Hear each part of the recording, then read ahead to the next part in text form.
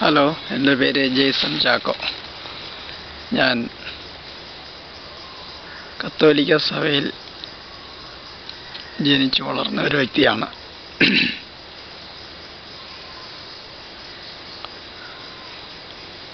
എന്നാൽ എങ്ങനെയാണ് ഞാൻ സത്യദൈവമായ ക്രിസ്തുവിനെ വ്യക്തിപരമായി അനുഭവിച്ചറിയുവാനിടയായത് എന്നുള്ളത് എൻ്റെ ക്രിസ്തീയ സാക്ഷ്യമാണ്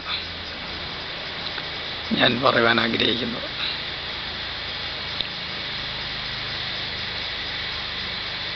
ക്രിസ്തു ഇങ്ങനെ പറഞ്ഞു, ദൈവം ആത്മാവാകുന്നു, ദൈവത്തെ ആരാധിക്കുന്നവർ സത്യത്തിലും ആത്മാവിലും ആരാധിക്കണം. ഇങ്ങനെയുള്ള സത്യ ആരാധകരെയാണ് ദൈവം അന്വേഷിക്കുന്നത്. അപ്പോൾ സത്യ ആരാധകരും അന്ധ ആരാധകരുമുണ്ട്. എന്തിനെയാണ് ആരാധിക്കുന്നത്, ആരെയാണ് ആരാധിക്കുന്നത് എന്നറിയാതെ, ദൈവം തന്നെ ആരാണെന്നറിയാതെ, ഊഹാപോഹങ്ങൾ വെച്ച്, നാട്ടുനടപ്പനുസരിച്ച്, മാനുഷിക സമ്പ്രദായങ്ങളനുസരിച്ച് ദൈവത്തെ ആരാധിക്കുന്ന ഒരു ഭാഗവും, ദൈവം ആരാണെന്നറിഞ്ഞ് ദൈവത്തിൻ്റെ ഹിതം, ഇഷ്ടമെന്താണെന്ന് തിരിച്ചറിഞ്ഞ് ദൈവത്തിൻ്റെ ഇഷ്ടം താൻ വെളിപ്പെടുത്തിയിരിക്കുന്നത് തൻ്റെ വചനമാകുന്ന ബൈബിളിലൂടെയാണ്. ബൈബിളിലൂടെ ദൈവത്തിൻ്റെ ഹിതമെന്താണെന്ന് നമ്മെ അറിയിച്ചിരിക്കുന്നു. ആ ദൈവത്തിൻ്റെ ഹിതം അറിഞ്ഞ്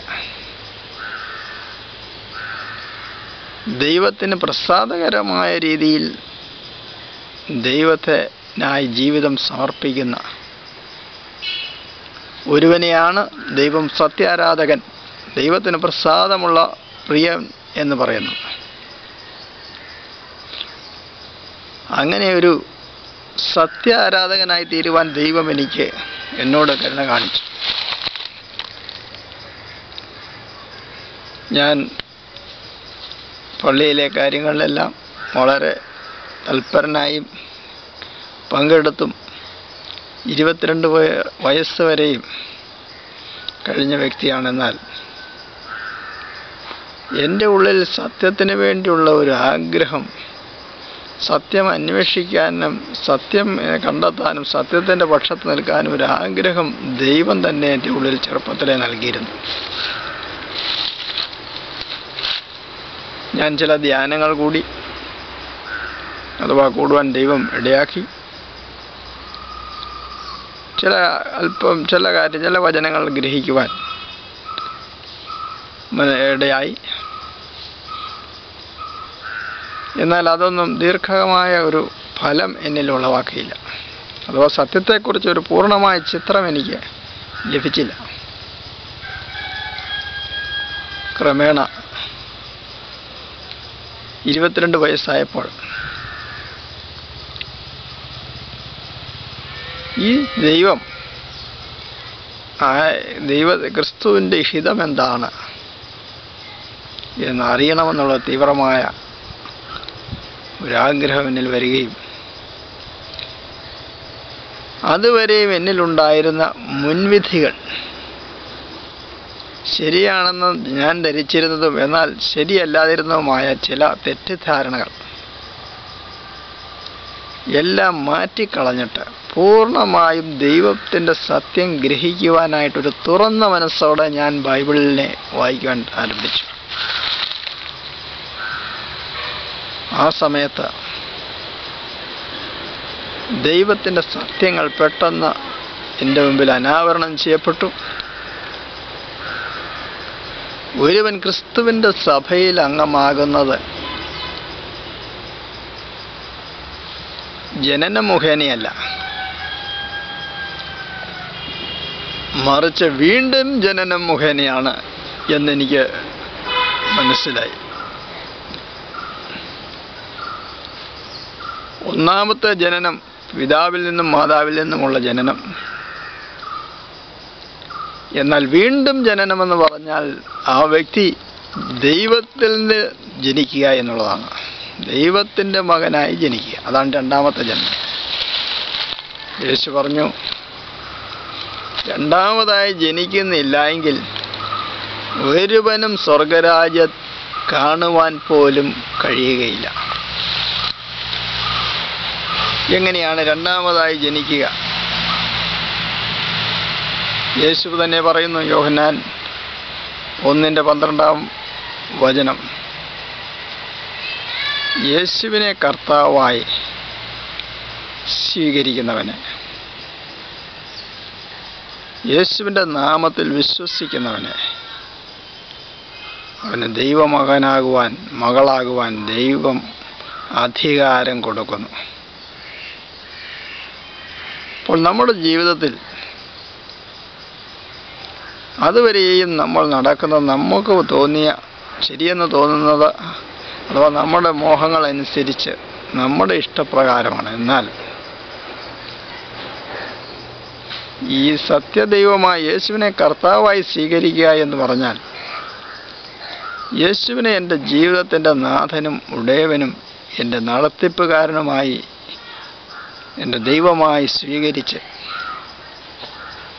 ഇനി ഞാൻ ജീവിക്കുന്നത് ഈ ദൈവം എൻ്റെ കർത്താവായ യേശുവിൻ്റെ ഇഷ്ടം എന്താണെന്ന് ഞാൻ തിരിച്ചറിഞ്ഞ് അതനുസരിക്കുവാനായി എൻ്റെ ജീവിതത്തെ സമർപ്പിക്കുന്നതിനെയാണ്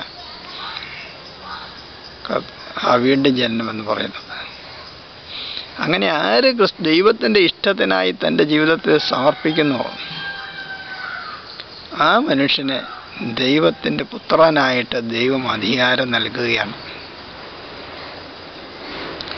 അവനെ കൈക്കൊണ്ട് അവൻ്റെ നാമത്തിൽ വിശ്വസിക്കുന്ന ഏവർക്കും ദൈവത്തിൻ്റെ മകനാകുവാൻ ദൈവം അധികാരം നൽകി. അവർ അങ്ങനെ രണ്ടാമത് ജനിക്കുന്നത് മനുഷ്യനിൽ നിന്നല്ല, ജഡത്തിൻ്റെ ഇഷ്ടത്താലല്ല, ഒരു പുരുഷൻ്റെ ഇഷ്ടത്താലല്ല, പിന്നെയോ ദൈവത്തിൽ നിന്നത്രേ എന്ന് വചനത്തിൽ യേശു ക്രിസ്തു പറഞ്ഞിരിക്കുന്നു. അവർ രണ്ടാമത് ജനിക്കുന്നത് ദൈവത്തിൽ നിന്നത്രേ ആകുന്നു. അഥവാ വാസ്തവമായും പിതാവായ ദൈവം അവരുടെ പിതാവായി തീരുകയും അവർ ദൈവത്തിൻ്റെ യഥാർത്ഥ പുത്രന്മാരും പുത്രിമാരുമായി തീരുകയും ചെയ്യുകയാണ്. ഞാൻ ചോദിക്കുന്നു, നിങ്ങൾ ഇത്രയും കാലം ഒരുപക്ഷെ പള്ളിയിൽ ആചാരങ്ങളിൽ ആരാധനകളിൽ പങ്കെടുത്ത വ്യക്തിയായിരിക്കാം. എന്നാൽ നിങ്ങൾ വീണ്ടും ജനിച്ചിട്ടുണ്ടോ? ദൈവത്തിൻ്റെ മകനായി മകളായി തീർന്നിട്ടുണ്ടോ? നിങ്ങളുടെ ഇതുവരെയും നിങ്ങൾ ആചാരങ്ങൾ മറ്റുള്ളവർ ചെയ്യുന്ന കർമ്മങ്ങൾ അനുഷ്ഠിച്ചു പോന്നു. എന്നാൽ നിങ്ങൾ ഈ യേശുവിനെ, ജീവനുള്ള ദൈവത്തെ കണ്ടെത്തുകയും ആ യേശുവിനെ നിങ്ങളുടെ ജീവിതത്തിലേക്ക് സ്വീകരിക്കുകയും നിങ്ങളുടെ ഹിതം യേശുവിൻ്റെ ഹിതത്തിനായി സമർപ്പിക്കുകയും ചെയ്ത് ഇനി ഞാൻ അങ്ങയുടെ ഇഷ്ടത്തിനായി ജീവിച്ചു കൊള്ളാമെന്ന് പറഞ്ഞ് നിങ്ങളുടെ ജീവിതത്തെ ക്രിസ്തുവിനായി സമർപ്പിച്ചിട്ടുണ്ടോ? വീണ്ടും ജനിച്ചിട്ടുണ്ടോ? ഇല്ലെങ്കിൽ ഇപ്പോൾ ഇത് കേൾക്കുന്ന നിമിഷത്തിൽ യേശുവേ എൻ്റെ ഉള്ളിലേക്ക് വരണമേ, എൻ്റെ ജീവിതം അങ്ങയുടെ കരങ്ങൾ ഞാൻ ഏൽപ്പിക്കുന്നു, അങ്ങ് എന്നെ വഴി നടത്തണമേ, എൻ്റെ ജീവിതത്തെ ഉപയോഗിച്ച് അങ്ങയുടെ ഹിതപ്രകാരം എൻ്റെ ജീവിതത്തെ പണിയണമേ എന്ന് നിങ്ങൾ ക്രിസ്തുവിനോട് ഈ സമയം പ്രാർത്ഥിക്കുക. കാരണം അങ്ങനെ ദൈവത്തിൽ നിന്ന് ജനിക്കാതെ ഒരുവനും ദൈവരാജ്യം കാണുവാനോ ദൈവരാജ്യത്തിൽ പ്രവേശിക്കുവാനോ സാധ്യമല്ല എന്നുള്ള വസ്തുത നിങ്ങൾ തിരിച്ചറിയുക. ഇത് ചെയ്യുവാനായി കർത്താവ് നിങ്ങളെ അനുഗ്രഹിക്കട്ടെ. ആമേൻ.